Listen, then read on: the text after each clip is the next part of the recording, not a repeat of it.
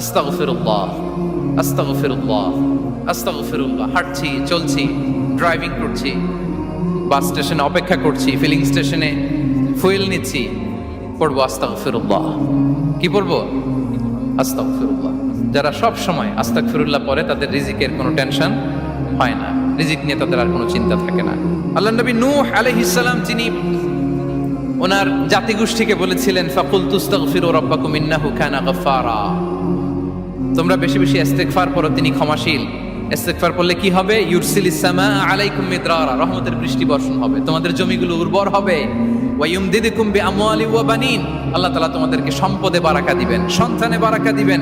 ওয়া ইয়াজআল লাকুম জান্নাতিন ওয়া ইয়াজআল লাকুম আনহারা, তোমাদের ফসল ক্ষেতগুলো সবুজ শ্যামল হয়ে ভরপুর হবে, তোমাদের রিজিকে বারাকা নেমে আসবে।